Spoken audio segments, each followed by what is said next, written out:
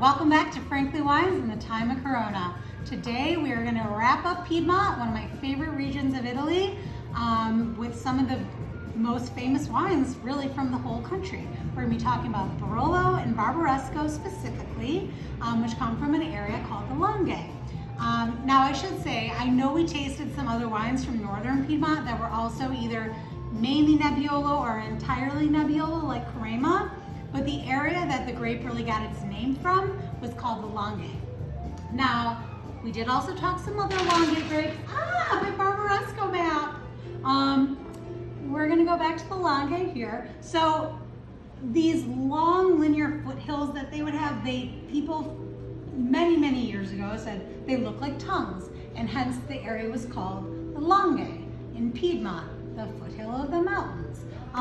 The grape Nebbiolo, which was named after the nebbia, the fog, was because by like mid-late October, the fog would come in and settle in and blanket these hills, and that is when they would know it was time to harvest, long before we had all these technological advances that could, measure the sugar must and all that great stuff.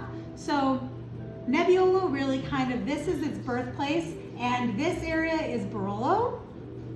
It technically has a namesake town of Barolo, but there's 11 towns in total. This little map is actually perhaps a little bit more clear. See, I'm dual mapping now. You can see how there's all these little towns, and literally all that's between them is just tons and tons and tons of vineyards. The first wine we're gonna drink today is gonna be coming from way high up on this hill. That is the village of Lamora. Now, Lamora is probably one of the bigger villages of all 11 of them. Barolo proper is like a little tiny town. You could probably walk through in like 2 or 3 minutes. It's adorable, but it's small. Lamora is actually like a little city. It's got a whole little downtown you can walk through, and beautiful vantage points. But perhaps some of the best vantage points might actually come from the restaurant of Bovio, which is as you drive up past Annunziata up to the main village of Lamora, you see their restaurant, and it's got this gorgeous outside, a wine list about yay big, and just, again, sweeping beautiful views of all these just rolling vineyards across all of these hills. It should be noted, we're not tasting a Barolo to start. We're tasting something that's called Langhe Nebbiolo. Why? Well, because if you're making Barolo or Barbaresco, for one thing, you have to age it several years, and most often, because it's people's top wine and it's more expensive, they usually wait until their vineyards are at least 20 years old. But you've got years of fruit before that, and they also want a little bit more cash flow. So here, we're looking at a 2018 Langhe Nebbiolo, whereas our Barbaresco and our Barolo are a 2014 and 15. Here, they just did a nice short maceration, 8-10 days on the skins, 1 year in barrel, little time to rest before they release it, but generally speaking, within 2 years of the vintage, we're already drinking it, it's already on the shelf. So Barolo, as I kind of had gone through some of those markers before, or I think I did, you get these beautiful,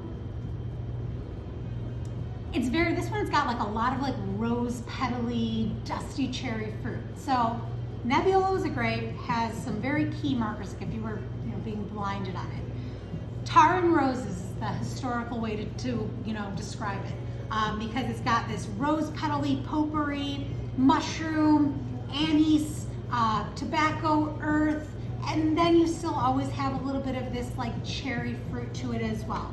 They're very aromatic wines, and they're very long aging. They have a lot of tannin, and the tannin can be increased when you have traditional producers who want to do a really long maceration. But again, we're talking about a Langhe Nebbiolo, so I just did a nice short 8-10 days on the skins to extract a lot of structure and tannin from the seeds and the skins, and at the end of the day, they just make a kind of nice, light baby Barolo, if you will. Price-wise, this is only $26 on the shelf. The Barolos jump off in the 50s and go way up from there, so this is a really great way if you aren't sure if you like Nebbiolo, if you like Barolo, it's much easier to buy a Langhe Nebbiolo first to fill it up. And in situations like the Bovio, you know, it's all the vineyard is actually the Firaghetti, that's the vineyard name. It's a single vineyard. And yeah, it's just they're kind of like nice, lovely, easy peasy. Yeah, I mean, the aromatics are awesome on this. Very, very well-made wine for not a crazy amount of money. But yeah, so that's number one. Now let's get back into the big guns. So Barbaresco, we're gonna talk about Giorgio Pellicero, his Barbaresco Nubbiola 2014. Nubbiola is not a vineyard name, it's not a village name, it's not a cru. Nubbiola is literally the, in Piedmontese dialect, they'd say Nubbia sometimes for the fog. So Nubbiola was the old way that they would say this. This is basically his Barolo Normale, his entry level. He does do specific cru bottlings, but this is gonna be a blend of usually 5 to 7 vineyards. You never know. The nice thing about your entry-level bottling, whether it's your Barolo Normale or in his case, his Barbaresco Nubbiola, he can, if a particular vineyard was really great one year, he wants to bottle it on its own and not mix it into the Normale bottling, then they can do that. There's no real rules as long as it's all Nebbiolo and all coming from, in this case, Barbaresco. So this is my Barbaresco map. Each one of these colors is the name of a different cru. Now, he's down in Treso, and so these vineyards are almost all down in Treso, though I do understand he has a little parcel over in Neve. Even still though, his vineyards are really high up. So though this was 2014, which was kind of a cold, rainy year, the fact that he was high up really helped him out because there was great drainage, and so he was able to salvage and make more wine than some of his peers who were down at lower parts in the valley and therefore had soggy vineyards and just had to cut it on a lot of grapes. But Giorgio was able to do that, and let's just quickly taste it. So historically, people have kind of referred to Barbaresco as the queen and Barolo as the king because Barbaresco is always a little bit more feminine while still being very regal and powerful. It was always a little bit more feminine. Here we're looking at a wine that, again, has these beautiful aromatics just kind of like leaping out of the glass. It has more development on it here than this 2018. It's 4 years older. So I do start to get just a little bit more dustiness on the fruit here. Yeah, and it's like, it's starting to show a little bit more of the anise and the spice, but really just still a very, very elegant wine. It's helpful to decant these. I did quickly just double decant most of these guys back into the bottle because Nebbiolo needs a little age, but or needs a little time, needs a little air, but it also can have age. So, I mean, even though this is going to be a younger bottling, I wouldn't necessarily hang on to this for a long time. Barolos and Barbarescos can age for decades. I've drank a Capellano Barolos back to the 20s. The color falls out, however, there's still a lot of structure to them. There's still a ton of aromatics. They just look like some weird orange rosé in your glass. And sometimes they don't. And then that's when you have to worry that they blended some Aglianico from the south in there, because why should a really old Barolo have so much color?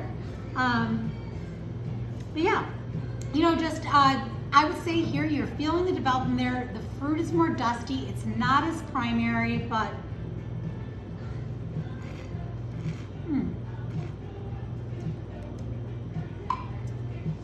it's funny. I feel like this is getting more tannic as it opens because now it's a little drier, but really quite, you know, seamless, pretty, elegant tannins.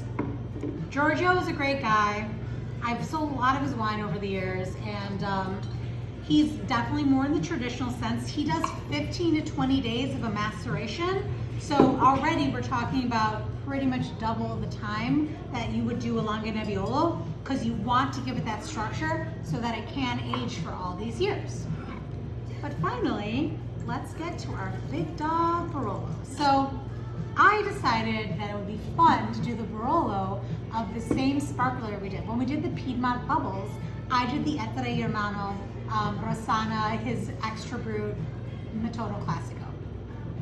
This is his actual Barolo. Now, kind of like here, it's technically his Normale. But because they're historic, almost all their vineyards are in Serralunga d'Alba, which is this village over here on the very kind of eastern edge here. This is going to be, it's actually the young vines from really serious crus. You have Prato and Lazarito, though it's mainly Chiretta.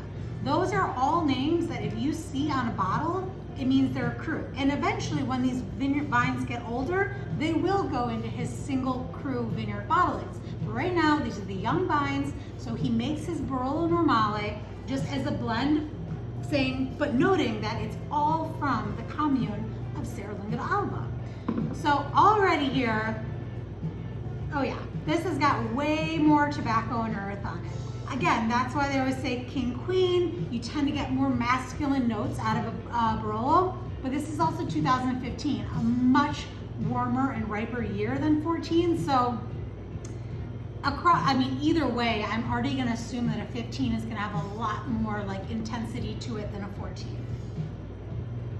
Oh yeah, but this, it's actually showing a little bit of the irony note, even its youth, but